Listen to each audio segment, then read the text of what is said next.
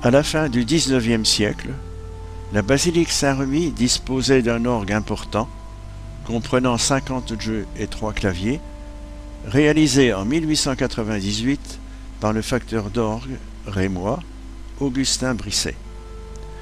Il était accroché en nid d'hirondelle à la tribune nord de la basilique et venait remplacer un petit orgue de chœur de 23 jeux réalisé en 1842 par le facteur lorrain Verschneider. Peu de temps avant la fin de la Grande Guerre, le 1er août 1918, un obus embrase la charpente de la basilique et la voûte s'effondre en partie, entraînant l'incendie de l'orgue et du mobilier de la nef.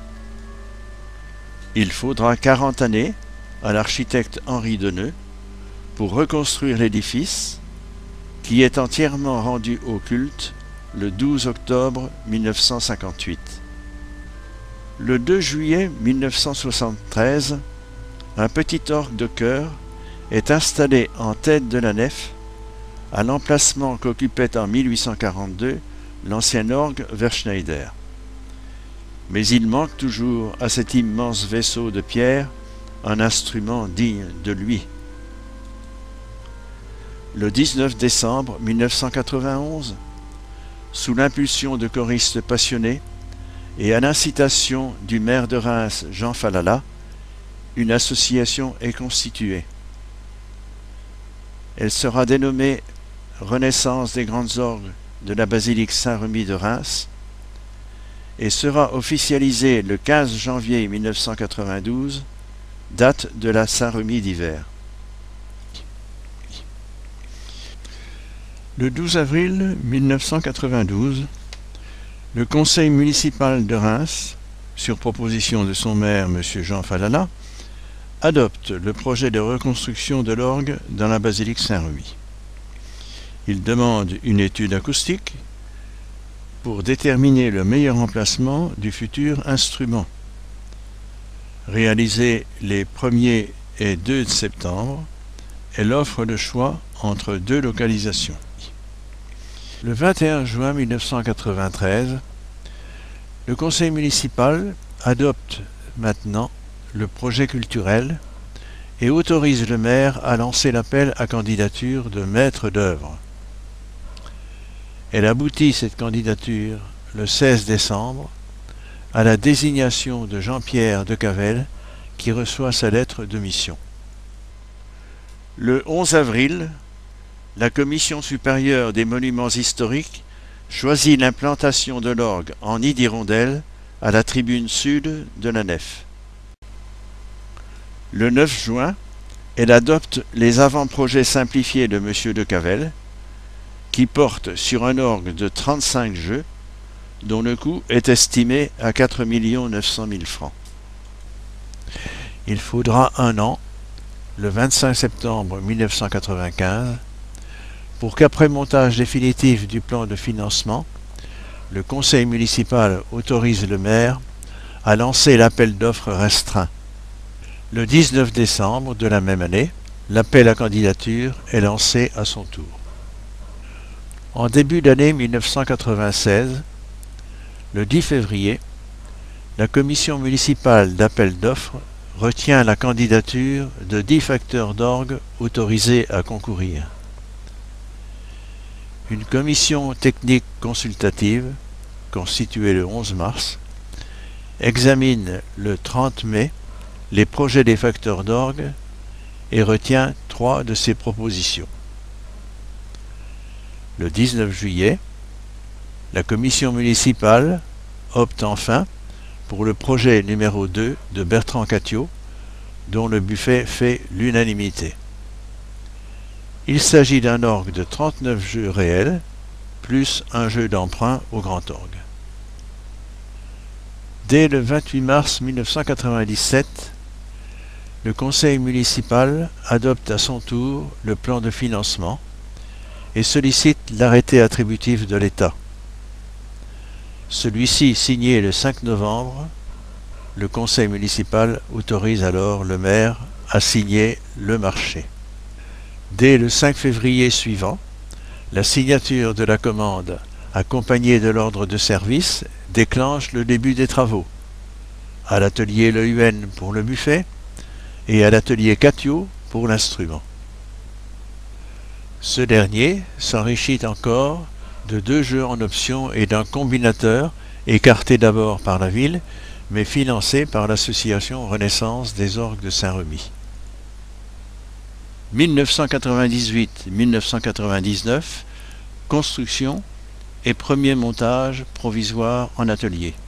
S'agissant de la construction de l'orgue, c'est en 1998 que les travaux ont commencé, l'un en Lozère, à Liaudre, dans l'atelier Catio, l'autre en Normandie, dans l'atelier Yves LeUN. Ces artisans ont travaillé ensemble, en liaison avec l'architecte, et ces liaisons se sont opérées via Internet par ordinateur.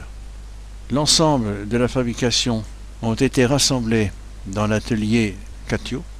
C'est ainsi que nous voyons l'encadrement de la console munie de son pédalier et la console elle-même qui est insérée dans ce cadre. 1999 voit l'association financer un 43e jeu proposé par le facteur d'orgue et annonce à son assemblée générale la date d'inauguration de l'orgue qui est fixée au 14 septembre 2000. Échafaudage. Dès janvier 2000, un réseau impressionnant d'échafaudage s'empare de la paroi de la 10e travée sud choisie pour accueillir l'orgue. Une partie du bas-côté sud est aménagée en entrepôt, clôturé depuis déjà 4 mois. Les premiers éléments du buffet y ont été entreposés avant les fêtes de fin d'année.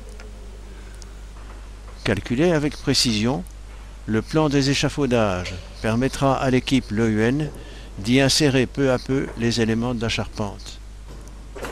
Scellé latéralement à la base de la travée, ainsi qu'en partie haute, un robuste cadre s'apprête à supporter les 6 tonnes à venir.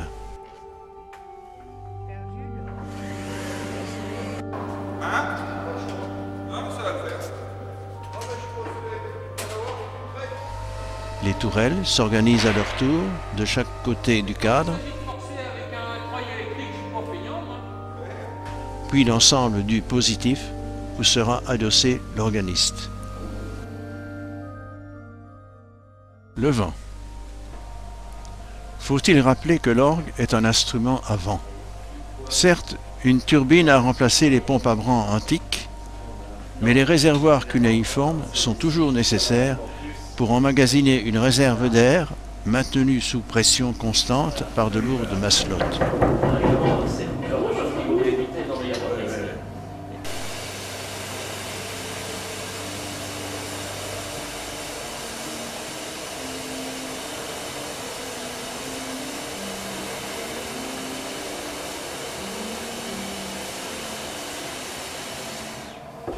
Les larges conduits des porte-vents, soigneusement étanchéisés, relient les réservoirs aux multiples sommiers étalés sur la paroi. Le vent s'y engouffre à la demande dans la partie basse appelée l'allée. C'est là qu'il guette l'ouverture des soupapes qui lui ouvriront l'accès à l'embouchure des tuyaux.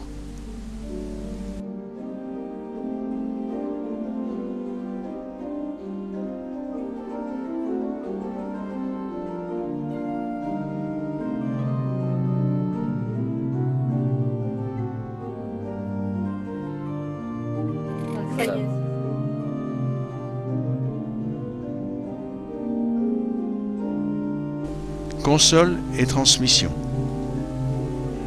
Installé dans la tribune, l'organiste dispose de 3 claviers manuels et d'un pédalier.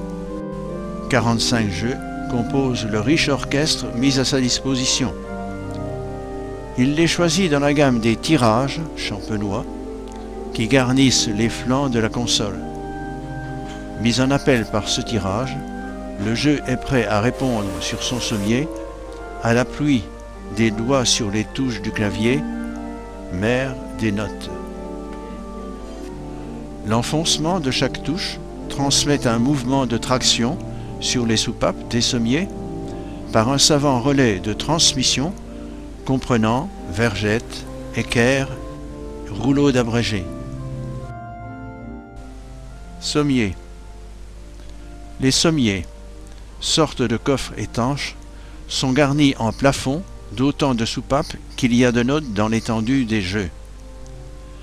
La paroi supérieure, appelée la table, supporte un assortiment de planches tantôt fixes, les gravures, tantôt mobiles, les registres, surmontés par un système de piliers maintenant à la verticale les tuyaux installés en attente du vent sur la chaussée, trous étanches en connivence avec les registres. Tuyaux. Plus de 3000 tuyaux, tantôt en façade, tantôt à l'intérieur du buffet, sont à l'origine des sons imitant la personnalité des instruments d'orchestre. Le son, résultat de la vibration du corps des tuyaux, est engendré par l'action du vent, soit sur la lumière d'un tuyau à bouche, du type pipeau, soit sur la languette métallique d'un tuyau à hanche, réagissant comme dans une clarinette. Le timbre de chacun des tuyaux est la résultante de sa composition, de ses dimensions, de sa forme, et enfin des subtils réglages d'harmonisation effectués par le facteur d'orgue. Cette partie-là. Le corps sonore étant sur toute la longueur. Donc en fonction de la longueur du corps, on a une note. Plus le corps est long, plus la note est longue. On peut jouer sur l'ouverture du pied, puisque tout ça c'est du métal, c'est assez malléable, donc on peut bien sûr modifier.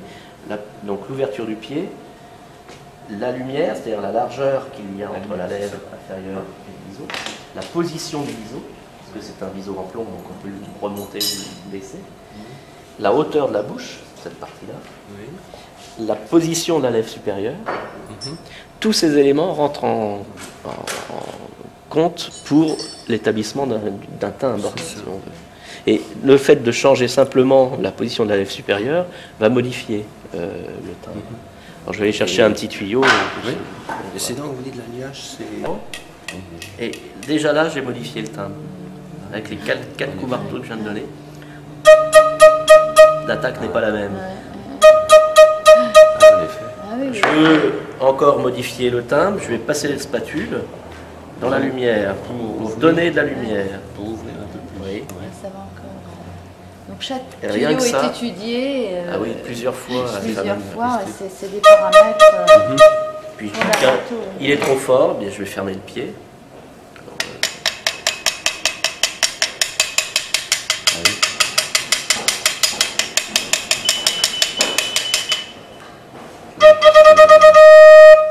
Et Qu'est-ce que c'est? Ah, c'est toi? bon. Ah bon, je croyais que c'était l'écho.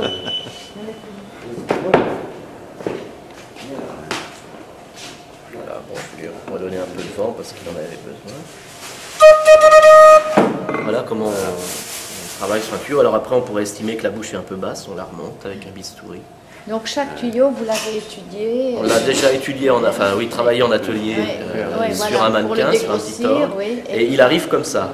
Ici, on le met en place et on retravaille X fois, donc une dizaine de fois au moins, chaque tuyau au moins. Et on l'accorde au fur et à mesure, puisque aussi l'accord a de l'importance. Le bois est utilisé pour les jeux les plus graves.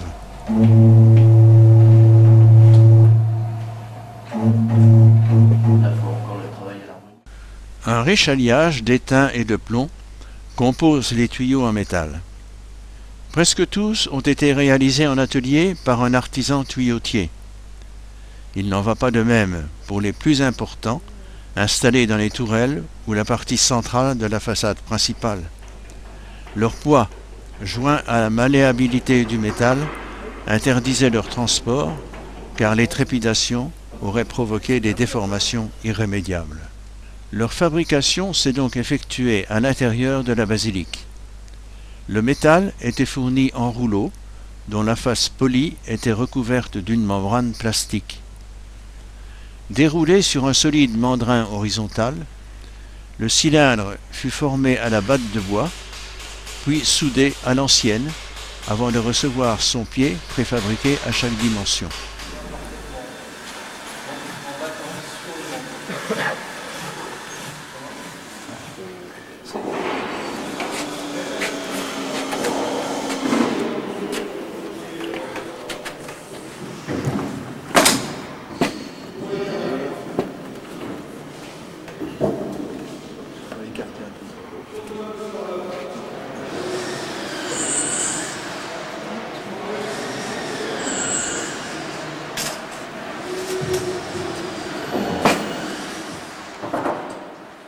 Les grands tuyaux de 16 pieds théoriques, c'est-à-dire 16 fois 33 cm, ont été exceptionnellement allongés à 20 pieds pour s'affiner et ainsi s'harmoniser aux colonnettes des piliers de la nef.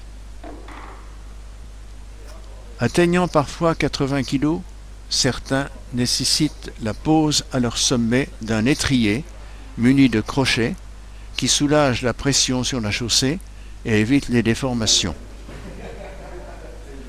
L'enlèvement et la pose de ces géants de 20 pieds sont un spectacle impressionnant de précaution. Les compagnons gantés opèrent lentement. Au moindre choc, une trace indélébile obligerait le retour sur le mandrin.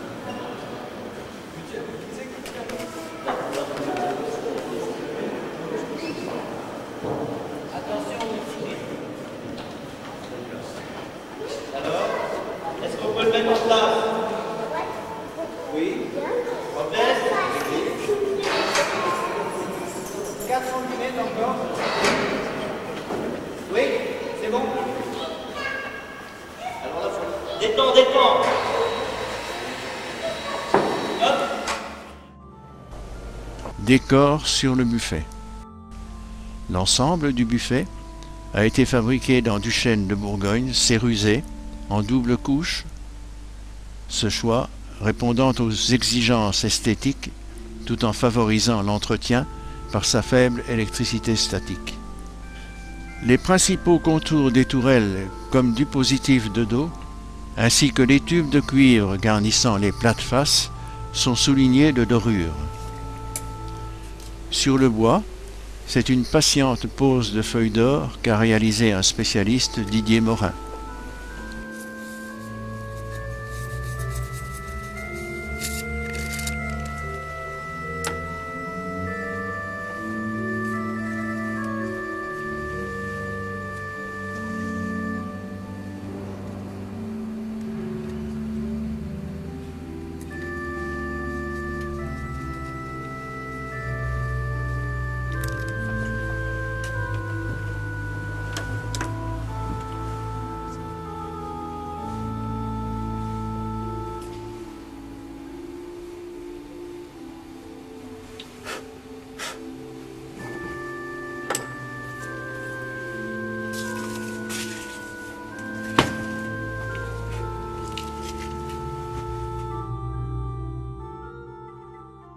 Mais je vais pouvoir vous le tirer malgré tout à la main.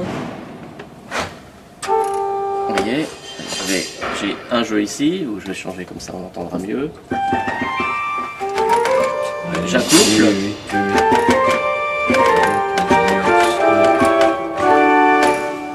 Voilà. On peut aussi évidemment accoupler le troisième clavier sur le deuxième clavier. Et puis le pédalier, donc qui n'est pas encore en place, a des systèmes d'accouplement de clavier sur le pédalier. Et le pédalier a lui aussi ses jeux propres. Donc le clavier pédalier.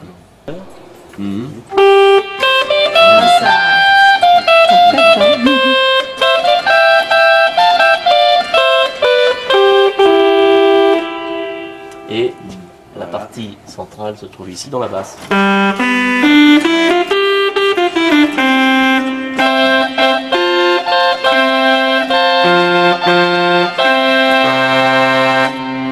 Ça c'est puissant, mais c'est des jeux qu'on utilise, je dirais, en fin de polyphonique, c'est-à-dire entendre toutes les voix à régler l'intensité de chaque octave en fonction de la précédente et de l'acoustique.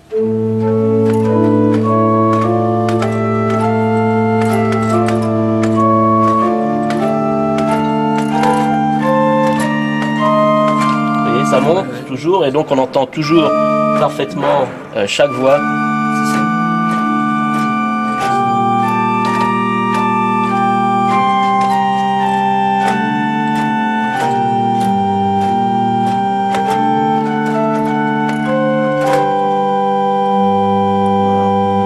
Donc chaque tuyau est revu plusieurs fois, même de nombreuses fois. C'est-à-dire que par exemple, sur ces 3 jeux, 16, 8, 4, plus ces 2 jeux, 8 et 4, ça fait plus d'une semaine qu'on est dessus, sans avoir vraiment encore, enfin on a encore ce matin retravaillé. Si là on a trouvé, ça y est. Mais comme c'est les jeux un peu de base qui vont nous permettre de régler tout le reste, ça demande beaucoup de travail avant de se dire bon ça y est, on est voilà. Et là je pense qu'on arrive rien que déjà avec 2 jeux.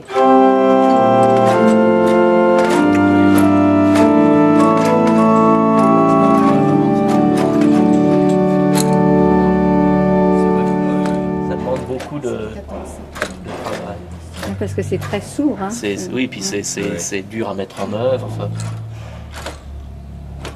Alors l'orgue, donc je disais l'orgue a l'étendue sonore la plus importante, même plus qu'un orchestre symphonique. Parce que même une contrebasse... C'est à cette date qu'au cours de l'inauguration officielle, Monseigneur Jordan procède au baptême de l'orgue, animé par Olivier Latry, le titulaire de l'orgue de Notre-Dame de Paris. Éveille-toi, orgue, instrument sacré, entonne la louange de Dieu, notre Créateur et notre Père.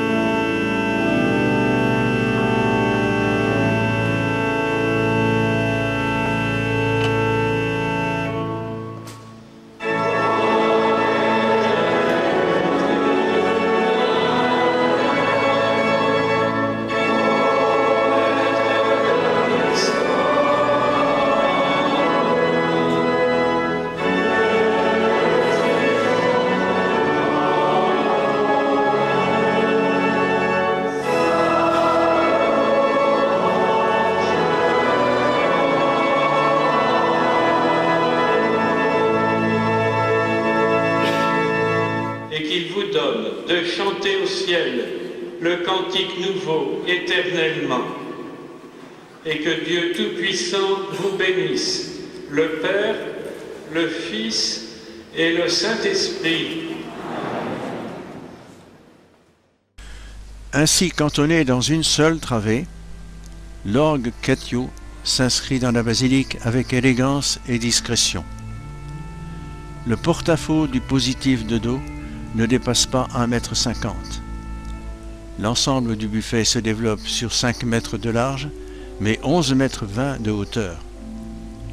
Cet étalement vertical a permis le logement des 45 jeux actuels. Il respecte les lignes de force symboliques de la célèbre nef romane. La prière, élévation de l'âme vers Dieu, évoquée par le foisonnement des colonnettes verticales, se retrouve dans les lancements sveltes des tuyaux de façade et des tourelles. L'attirance du regard vers l'autel, centre du culte, est provoquée par les lignes horizontales de la corniche des tribunes et le bandeau courant sous les fenêtres hautes. Elles sont préservées par l'ajustement soigneux des bases et des couronnes des tourelles.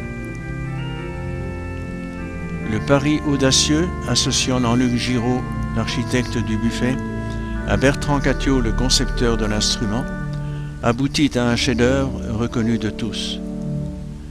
Que l'orgue chante longtemps leur mérite, en même temps que la louange de l'Éternel dans ce patrimoine millénaire.